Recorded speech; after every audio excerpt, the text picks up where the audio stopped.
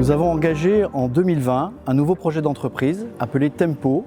Dans ce projet d'entreprise, une des actions phares, c'est la création d'une nouvelle agence, une agence mobile. C'est une idée qui vient des collaborateurs et en fait c'est notre 7e agence. Elle parcourt beaucoup de territoires aujourd'hui, dans des communes où nous n'avions pas de structure porteuse. On souhaitait se rapprocher des locataires qui n'ont pas la possibilité de venir à nous très aisément. Les enjeux de l'agence mobile sont de développer plus de proximité, Renforcer l'écoute, le lien social avec les locataires. de décentraliser tous les services de l'agence dans l'agence mobile.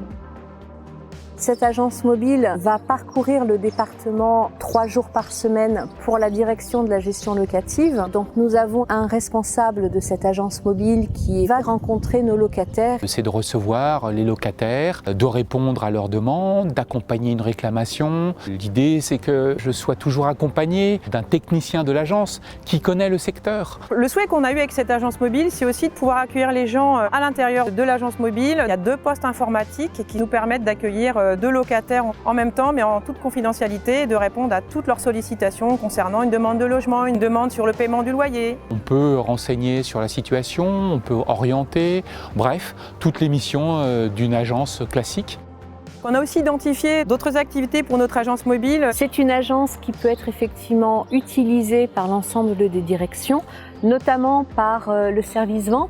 Pour des portes ouvertes sur de la location, sur de la vente HLM, pour des réunions en pied d'immeuble qu'on fait avec les locataires dans le cadre de réhabilitation, des diagnostics en marchand, des projets de site. On peut également utiliser cette agence mobile dans l'organisation des voisinades. Il y a aussi des permanences info-travaux où nos collègues du pôle médiation apportent des informations sur l'évolution des travaux de réhabilitation. C'est un bel outil qui ne demande qu'à se développer. En tout cas, l'accueil est très bon. Je trouve ça très bien parce que des fois on a des choses à dire et il y a un bon échange.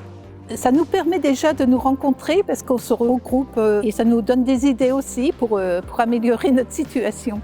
VTH fait un maximum pour pouvoir discuter et puis être à l'écoute, quoi.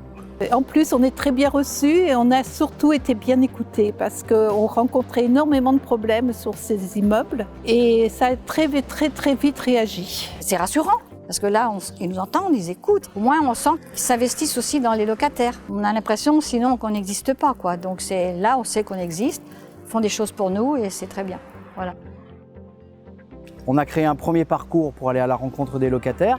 La suite qu'on pourra y donner, c'est peut-être réorienter ce parcours. On a fait un bilan au bout d'un mois d'utilisation avec une moyenne de 5 locataires par permanence, donc 10 par jour. Une trentaine de communes visitées, renforcement de la proximité, renforcement du lien social. On est ravis des débuts et on a beaucoup de projets et d'ambitions pour cette belle agence mobile.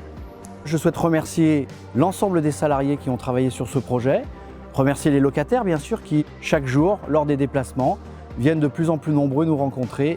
La stratégie de Val Thorens Habitat, à travers la création de cette agence mobile, c'est développer de nouveaux métiers, des métiers de proximité, dans une démarche innovante, portée par tous les salariés de l'entreprise, qui a pour but de nous faire progresser et de préparer l'avenir.